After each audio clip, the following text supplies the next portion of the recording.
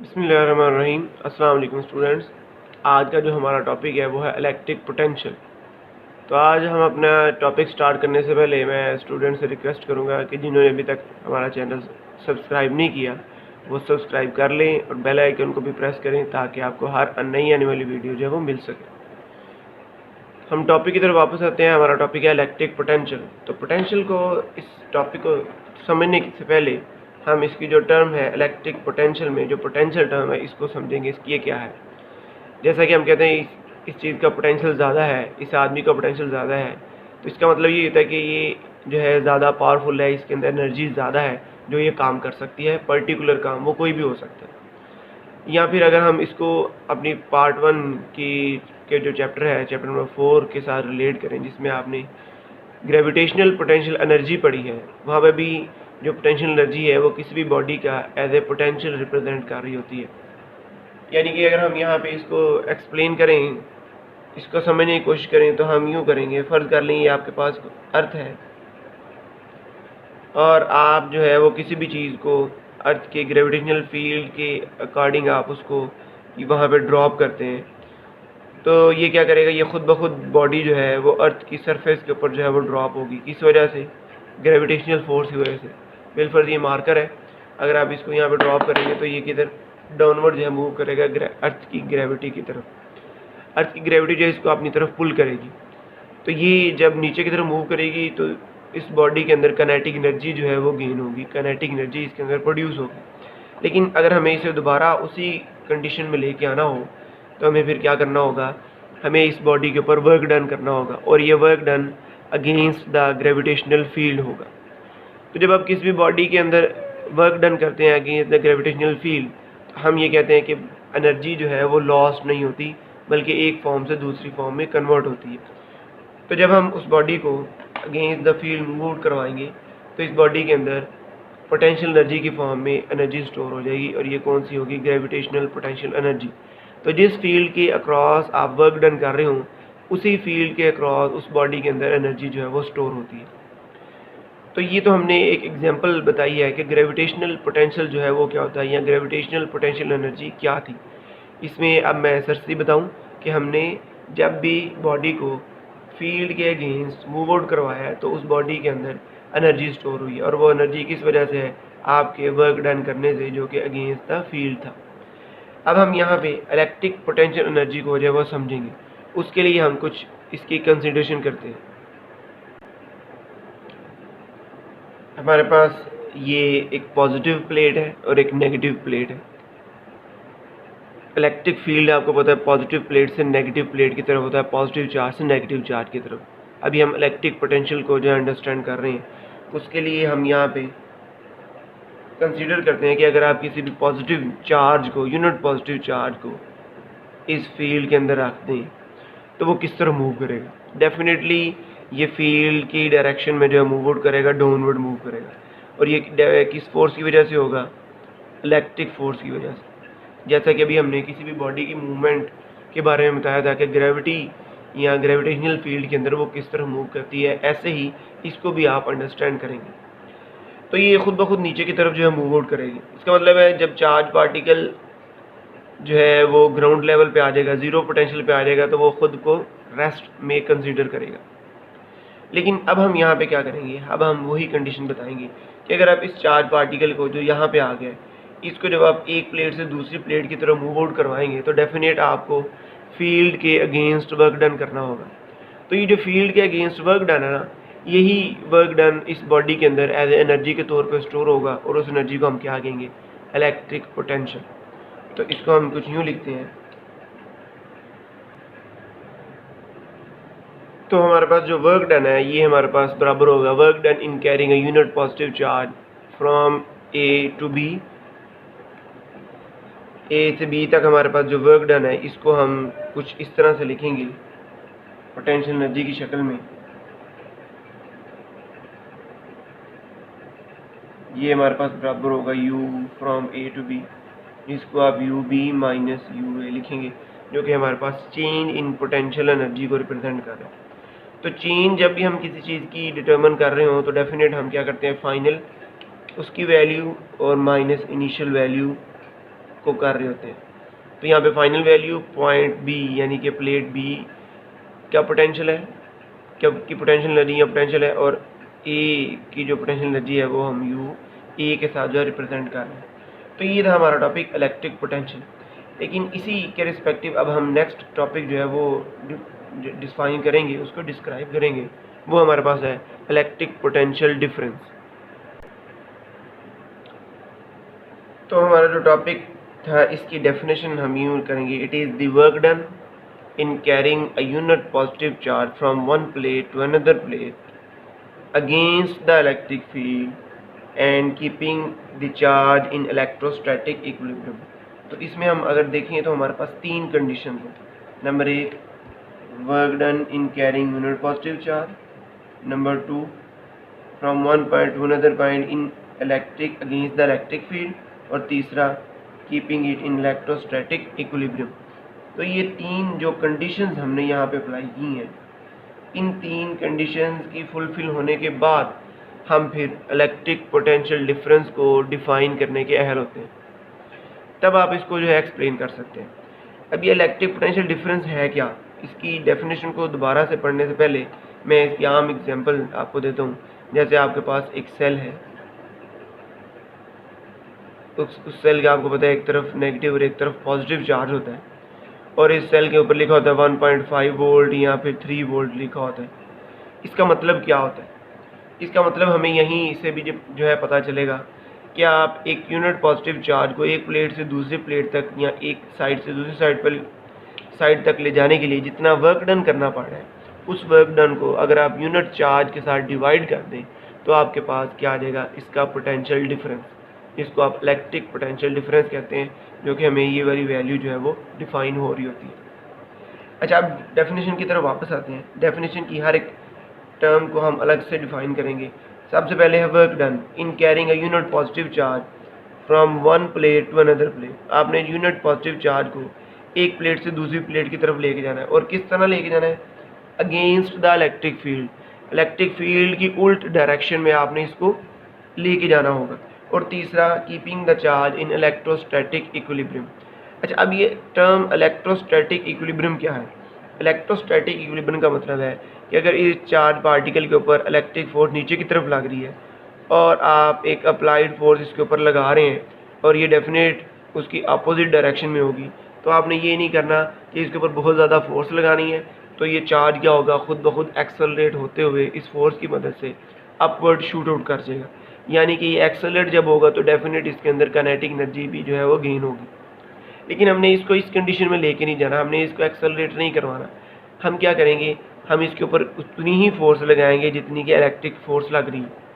तो जब ये दोनों फोर्सेस बराबर होंगी तो ये कंटिन्यूसली यूनिफॉर्मली अपवर्ड जो है मूव करेगा। तो जब ये अपवर्ड मूव करेगा तो तब हम उसकी इस कंडीशन को कहेंगे इलेक्ट्रोस्टैटिक इक्विलिब्रियम। तो आपने इस चार्ज पार्टिकल को इलेक्ट्रोस्टैटिक इक्विलिब्रियम की कंडीशन में रखते हुए अपवर्ड जो है मूव आउट करवाना है। इलेक्ट्रोस्टैटिक कंडीशन का मतलब यही है कि अप्लाइड फोर्स इलेक्ट्रिक फोर्स के जो है वो बराबर हो। तो अब इसका जो फार्मूला हम यहाँ पे बताएंगे, इसकी मैथमेटिकल फॉर्म, वो हमारे पास कुछ इस तरह से होगी कि डेल्टा वी जो कि रिप्रेजेंट कर रहा है इलेक्ट्रिक पोटेंशियल डिफरेंस को,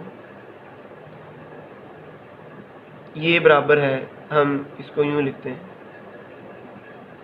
we B minus V A. जैसे आपने इस potential change in potential energy को डिफाइन किया था, ये भी चेंज इन पोटेंशियल डिफरेंस जो है ये इसके बराबर है। मतलब अगर इस प्लेट का पोटेंशियल हम कह दें कि वी ए है, इस प्लेट का पोटेंशियल वी बी है, तो दोनों प्लेट्स के दरमियान पोटेंशियल डिफरेंस क्या आ जाएगा, डेल्टा वी। ये हम डिफाइन कर रहे हैं। तो ये किसके बराबर है, work done per unit charge के बराबर है। तो ये इसका जो है ये फार्मूला। आप इस फार्मूले को यूं भी लिख सकते हैं, डेल्टा वी वर्क डन की जगह पे आप पोटेंशियल एनर्जी की वैल्यू जो पुट कर दें इस फार्मूले के रिस्पेक्टिवली, जो कि वर्क एनर्जी प्रिंसिपल के रिस्पेक्टिव था। अच्छा, ये तो था हमारी दो डेफिनेशन। एक था इलेक्ट्रिक पोटेंशियल जो जस्ट वर्क डन से डिफाइन हो रहा था, और दूसरा इलेक्ट्रिक पोटेंशियल डिफरेंस जो कि work done per unit charge के साथ जो है वो डिफाइन हो रहा है। अब हम जो है इसका यूनिट लिखेंगे कि यूनिट इसका हमारे पास क्या होता है। यूनिट हमारे पास इसका होगा, आप देख रहे हैं कि पोटेंशियल डिफरेंस है, इसका यूनिट हम लिखते हैं वोल्ट, और ये किसके बराबर है, वर्क डन या एनर्जी का यूनिट है जॉल, आप इसको यहाँ पर लिखेंगे जॉल, और नीचे क्या आ जाएगा कूलम। तो वोल्ट किसके बराबर है, जॉल पर कूलम के। और अगर हम यहाँ पे 1 वोल्ट को डिफाइन करना चाहें तो फिर किस तरह से करेंगे, 1 वोल्ट बराबर होगा 1 जॉल डिवाइडेड बाई 1 कूलम के। तो इसकी डेफिनेशन यहाँ पे क्या बनेगी, उसको हम कुछ यूँ लिखेंगे। तो इसके लिए हम कुछ यूँ लिखते हैं कि आपके पास जो यूनिट था 1 जॉल पर कूलम, इसलिए हम कहेंगे if 1 जॉल work is done in carrying a charge of 1 coulomb, अगर आपको 1 कूलम चार्ज को ले जाने के लिए 1 जॉल वर्क डन करना पड़ रहा हो, और उसके लिए कंडीशन फिर से वही है, एक क्या थी, against the electric field move करवाना है, और दूसरा इलेक्ट्रोस्टैटिक इक्विलिब्रियम में लेके जाना है। तो जब आप 1 जॉल वर्क डन लगा रहे हो 1 कूलम चार्ज को मूव आउट करवाने के लिए, अगेंस्ट द इलेक्ट्रिक फील्ड लेके जाना है और keeping the charge in electrostatic equilibrium रखना है आपने, तो तब उन दोनों पॉइंट्स के दरमियान जो पोटेंशियल डिफरेंस होगा वो कितना होगा, 1 वोल्ट। तो इस तरह हम 1 वोल्ट को जो है वो डिफाइन करेंगे। तो ये आपने अभी तक 3 डेफिनेशन जो है वो पढ़ी है। इसके बाद हमारा जो न्यू टॉपिक है वो है इलेक्ट्रिक पोटेंशियल ग्रेडियंट। तो ये जो बेटा टर्म है इलेक्ट्रिक पोटेंशियल ग्रेडियंट, इस टर्म को एक्सप्लेन करने से पहले हम इस ग्रेडियंट की मीनिंग जो है वो बताएंगे। जैसे कि आप फ्लक्स को पहले कहते रहे थे रेट ऑफ फ्लो, या आप उसको कहते थे rate of flow of lines, तो यहाँ पे हम ग्रेडियंट को डिफाइन करेंगे मैक्सिमम रेट ऑफ फ्लो किसी भी चीज़ का। जो मैक्सिमम रेट ऑफ फ्लो है या मैक्सिमम रेट ऑफ चेंज जो है वो हमें ग्रेडियंट डिफाइन करता है। तो यहाँ पे ग्रेडियंट को एक्सप्लेन करने के लिए हमने उसी तरह से कंसिडरेशन की है कि आपके पास 2 प्लेट्स हैं, एक आपके पास नेगेटिव प्लेट है, दूसरी आपके पास जो है वो पॉजिटिव प्लेट है। उसी तरह से ही इस प्लेट को हम नाम देते हैं ए का, इसको नाम देते थे बी का।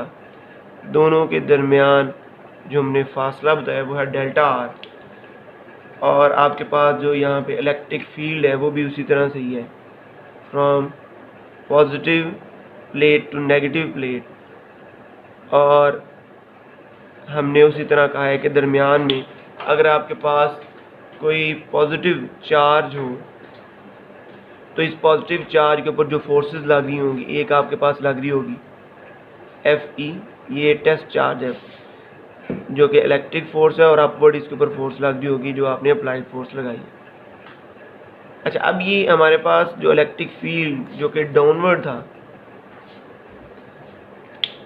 इसकी जो इक्वेशन है वो हम कुछ यूँ लिखते हैं, वो हमारे पास होती है E is equals to F E over Q naught, इसके रिस्पेक्टिवली। लेकिन अगर आप यहाँ से फोर्स जो है वो डिफाइन कर रहे हो तो वो किसके इक्वल होगी, क्यू नॉट इंटू ई के इक्वल, क्यू नॉट इंटू ई। ये आपके पास इलेक्ट्रिक फोर्स की जो है वो equation.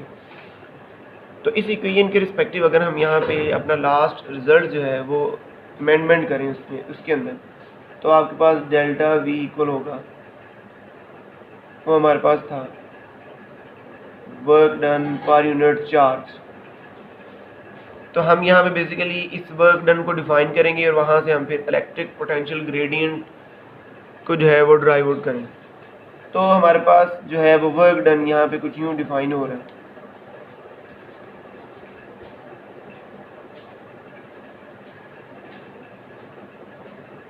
Work done is defined है, जिसको आप नॉर्मली लिखते हैं एफ डॉट डी। तो इस केस में हमारे पास क्या होगा, F into E dot D ही, अभी इसको लिख लेते हैं हम, जिसको आप ओपन करके यूँ लिख देंगे F D cause of theta.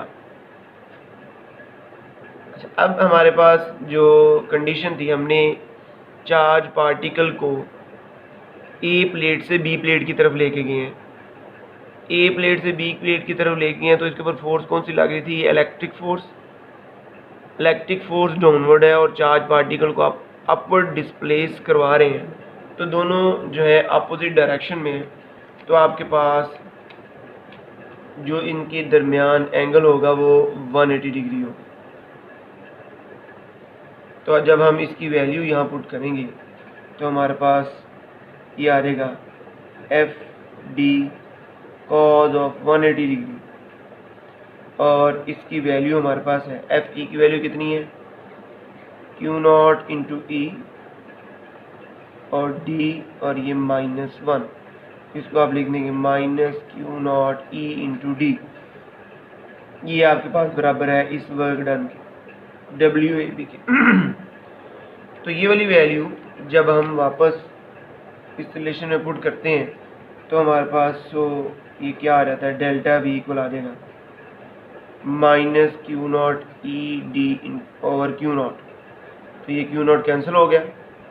Then आपके पास इसकी जो इक्वेशन आएगी वो आ रही है delta V is equals to minus E into D K equal, minus E into D K equal.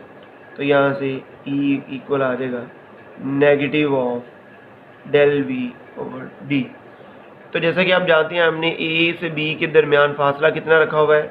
Delta R. D किसके इक्वल होगा? डेल आर के। तो इलेक्ट्रिक पोटेंशियल की वैल्यू हमारे पास आ जाएगी del V over del are.